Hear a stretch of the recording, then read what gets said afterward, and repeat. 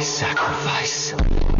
Guys, this is not true. Please don't listen to this, and suggesting this is problematic for multiple reasons.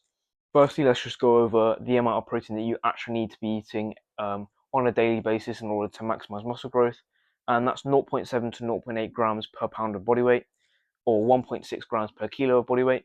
We know this based on this meta-analysis and also multiple other studies.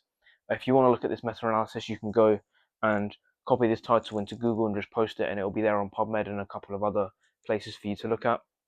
And any more than this is really going to be excess protein intake and completely useless for you. The first issue, and one of them, probably the main reason why this is problematic, is that by eating excess protein, you're going to have less available calories to eat carbs and fats with.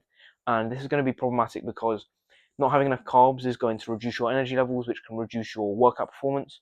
And not having enough fat can lead to hormone imbalances because you need a good baseline of fat in order to make sure that you have sufficient hormone levels for normal bodily function.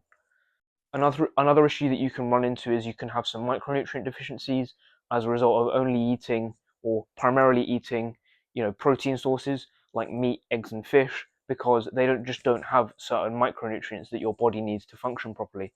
For example, vitamin C is only really found in significant quantities in fruits and veg and other carb sources, especially things like kiwis and bell peppers, and if not in meat.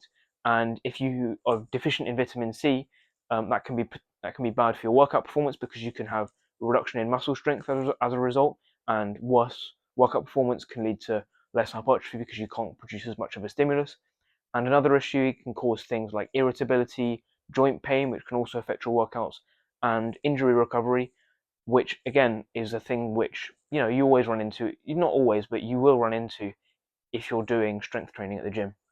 And finally, even though it's not a massive, a major issue, it can also increase the demand on your liver because all that's going to happen with the excess protein is it's going to be broken down into a carbohydrate and urea, which is a waste product, by your liver. And even though it really isn't going to cause, a huge amount of demand on your liver, it's not going to be particularly harmful. It just demonstrates the fact that all that's going to happen with the remaining protein is it's going to be made into waste because it's not going to be useful for your body.